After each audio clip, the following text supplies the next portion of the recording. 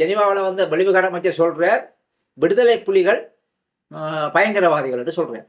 அவர் ஜெனீவாவில் விடுதலை புலிகளை பயங்கரவாதி என்று சொல்லுற அதே கணம் அவர் கதைச்சு 2ஆம் நாள் 3ஆம் நாள் விடுதலை புலிகளின் அரசியல் பொறுப்பாளராக இருந்து 5 அம்ச கோரிக்கை முன்வைத்து சாகும் வர உண்ணாவிருந்து தியாக சாவடைஞ்ச அண்ணன் திலீபன்ற தூவிக்கு அமைச்சர் சந்திரசேகரன் அவர்கள் அந்த இடத்துக்கு அஞ்சலி செய்ய வர மறைக்கப்பட்டார். நான் சொல்றேன் என்றால், இந்த அவரை மறைக்காமல் அவரை அவர் அஞ்சலி செலுத்துறதை முழுக்க நாங்கள் ஆவணப்படுத்தி வச்ச பிற்பாடு அங்க பொறுப்பா நின்றவர்கள் சந்திரசேகரன் சொல்லிக்கவனும், நீங்க அஞ்சலி செலுத்தி முடிஞ்சது சரி, திலீபண்ணி அவர்கள் 12ஆம் உண்ணாவில் இருந்தவர், நீங்கள் 1 மணித்தியாலும் இருங்க உங்களை கதை கொள்முறை சொல்லி போட்டு எங்கண்ட உள்ள யாழ்ப்பாணத்தில் உள்ள மீடியாவில் கூப்பிட்டு வச்சு முன்னால கேட்டிருக்கவளும், நீங்கள் சொல்லுங்கள் திலீபன் அவர்கள் என்னத்துக்காக உண்ணாவில் இருந்தார். அவருடைய 5 கோரிக்கை இருக்கிறது. 5 கோரிக்கையில முதலாவது கோரிக்கை பயங்கரவாத சட்டம் முற்றாக நீக்கப்பட வேண்டும்.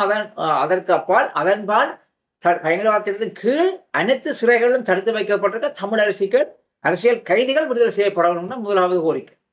2வது கோரிக்கை வந்து திட்டமிட்ட வகையில சிங்கள குடியேற்றங்கள் ஏற்றப்பட நிறுத்தப்பட வேண்டும், அதே போல் பௌத்தமயமாக்கல் தடுக்கப்பட வேண்டும். அப்ப நீங்கள் கட்டாயம் அந்த 2 விஷயத்தை அவரை கேட்டிருக்கணும். கேட்டு நீங்கள் வந்து 1 வருஷமாக விட்டது, நீங்கள் ஒரு கேபினட் அமைச்சர், நீங்கள் ஒரு அரசாங்கத்தில் வந்து 156 பேர் கொண்ட ஒரு பெரும்பான்மையை அங்கத்தில் கொண்டு வச்சிருக்கிறீங்களா. அப்போ உங்களால எந்த வகையில வந்து பயங்கரவாதத்தை நீக்க முடியாது, உங்களுக்கு எதுக்கு மனு சொல்ல முடியாது, உங்களுக்கு அகவை பெரும்பான்மை இருக்கும், நீங்கள் நினைச்சா நீக்க முடியும்.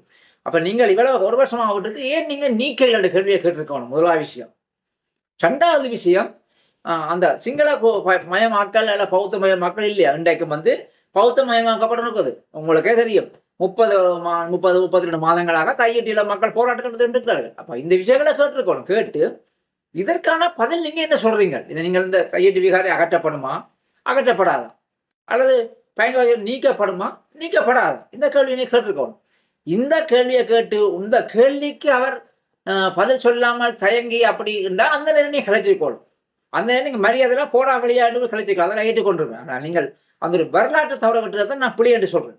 இப்படியான வரலாற்றை நீங்கள் தவற விடக்கூடாது. இது கட்டாயம் வர எங்களுக்கு தேடி வந்தாலும் நாங்கள் அழிச்ச மாதிரி இருக்கு. எங்களுக்கு கட்டாயம் செய்திருக்க வேண்டிய கேட்டு அவர்கிட்ட இந்த இது இருக்கும்.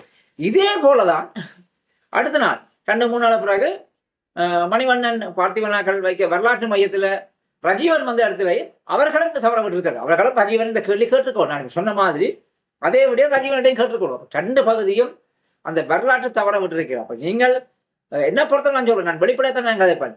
நீங்கள் உங்களுடைய அரசியல் நாடகத்துக்காக வேண்டித்தான் நீங்கள் 2 பகுதியும் இந்த வேலையை செய்றீங்க ஒழிய மக்களுக்கோ இளைய சந்ததிக்கோ வரலாறு கடத்தப்படுறதுக்கோ அல்லது எங்களுக்கான தீர்வுகள் பெற்றுக் கொடுப்பதற்கான செயற்பாடாக நான் வந்து பார்க்கிறேன்.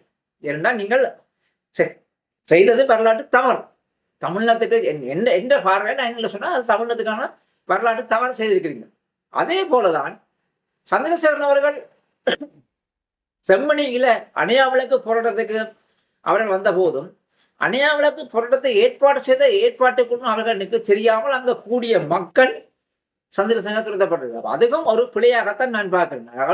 நான் ஏற்கையில் அது பிழை. ஏனென்று சொன்னால் அந்த இடத்துக்கு சந்திரசேகரன் வந்தால் அதுவும் உங்களுக்கு வரலாறு என்று சொன்னால் ஒரு இங்க வந்து இனப்படுகொலை செய்யப்பட்டிருக்கிறது. இனப்படுகொலை அரசாங்கம் ஏற்று வருது. இனப்படுகொலை செய்யப்பட்ட மக்கள் அவர்கள் ஏற்று வருகின்றார்கள். அவர்கள் நீதி பெற்று தருவார்கள், அது வேறு மற்ற பக்கம். ஆனால் அவர்கள் அதை ஏற்கிறார்கள், தாங்கள் செய்திருக்க வேண்டும். இதுவரைக்கும் இந்த அரசாங்கம் தாங்கள் சொல்லவில்லை தான். ஆனால் அவர்கள் ஏற்று வாரார்கள். அதே மறுபக்கம் சொல்கிறார்கள், தாங்கள் அப்படியான இராணுவத்துக்கு இந்த நான் சொல்லவும் இல்லை, அவர்களுக்கு தாங்கள் தண்டிக்க மாட்டோம்னு சொல்றார்கள்.